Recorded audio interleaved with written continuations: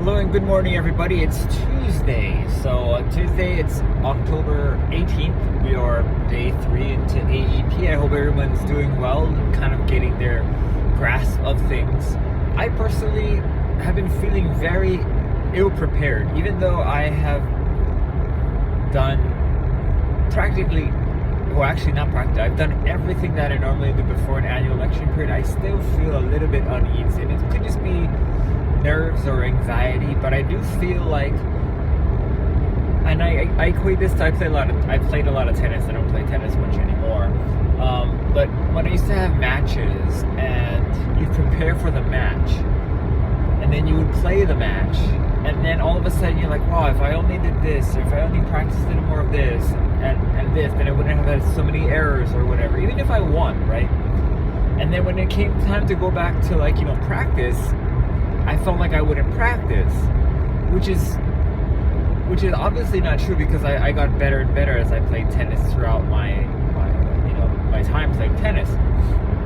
But I feel like I could have gotten a lot further, a lot faster, if I had applied, kind of like the learnings of my game, at the tournaments.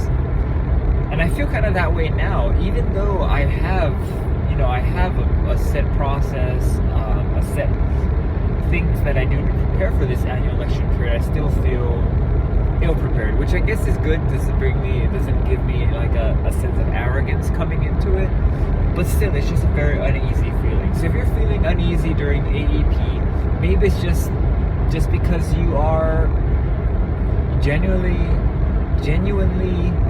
worried that you could do better. And I think that's a good thing for all of us to have, is that we can all be better than we were even yesterday, or even last week, or last month, or last AEP period. We can do better, and I think that will keep us striving to do better and help more people.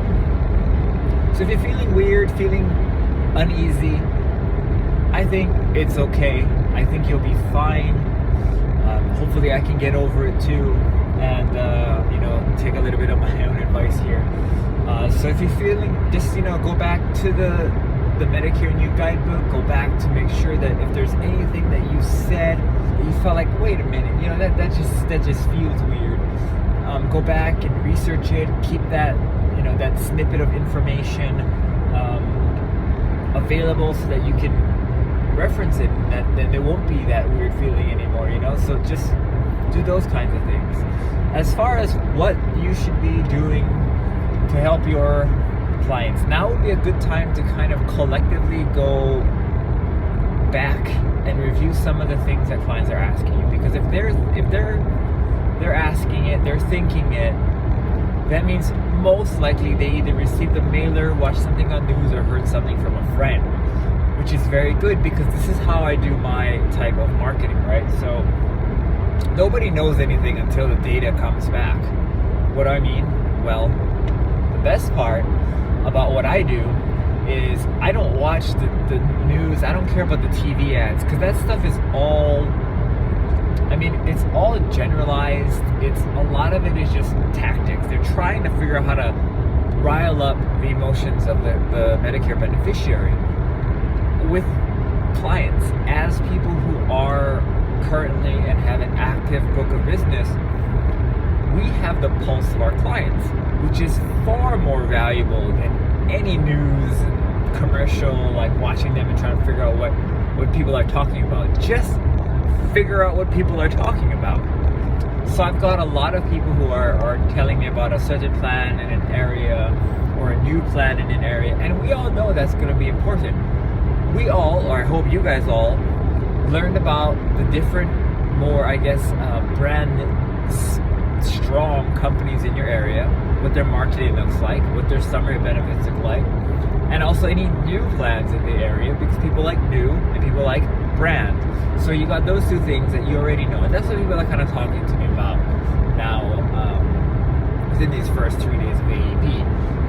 So now you can say with definitiveness now, not, oh, maybe, it's people are talking about these things. Your clients are, well, at least my clients are, talking about these things. So talk about these things, right? It's on your clients' minds, at least the ones that I have. And now you can say with some form of definitiveness, my clients say these things, my clients are interested in these things. And that way it builds up your credibility. And you're not lying. See, that's the one thing that I don't like about when they talk about, when our industry, in the insurance industry, talks about statistics and they say, oh, 60 whatever percent of people say they don't have enough life insurance or all that stuff. I know statistically and realistically and truthfully you could say those things, but I don't like to do that. I like to say things that I find are true in my own experience. And I know this sounds ridiculous, but that is how I think of things. I don't like to hear about other people's research. Right? I don't care. So what that there's 60% of people that feel like they don't have enough life insurance? My clients feel that they don't have enough life insurance, and that matters to me. Right? So that's how I look at things. I don't like to look at things as a generalized statistical base. I like to look at things as how are they going to affect me and my clients? Right? How are they going to affect me and my clients? And that is my number one priority. I do look at the other research and find out how things are going on a macro basis to kind of get a pulse from my current clients or my future clients. But I don't speak to it like it's the mantra or like this kind of belief system that everybody needs to have. That's the true difference, I think, between how, like, that whole thing of what you should do versus what I've done, right? When you have clients, you can say, I've done this for my clients. Not because the book said to do so or statistics said to do so, but because I believe that this will help my client. You feel it, you own it. It's different. It's the difference between a practicing physician and a medical student.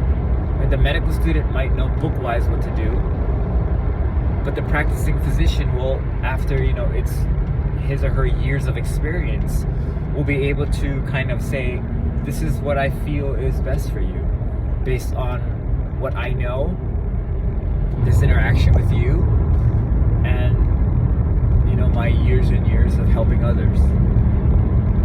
It might be the same exact answer as the medical student, right? It might still follow guidance like it should. But you would know that that person who is a practicing physician is taking ownership of what they are doing versus the medical student is relying on data and texts to tell them what to do. It's very, very subtle, but again, major difference, because one is someone who is going to be blaming somebody else, while the other one is someone who is going to be taking responsibility. So remember, if you feel uneasy, it's okay. But that doesn't mean that you can discount it. Do what you need to do to help your clients. Get a pulse for what's going on in their minds. Help them with what's going on in their minds. And also keep in mind that you are a practicing Medicare insurance agent. You have clients. You should be taking care of your clients based on what you have learned, what you are learning, and how your clients are reacting to the information they're provided, so that you can ease their mind, help them out, and make sure that, most importantly, that their medical plan is the one that's going to serve them the best this next year. All right, you guys have a great rest of the day. Keep going. We're just in the beginning. We're not even really touching the first quarter or first inning of this match. I'll see you guys in the next video.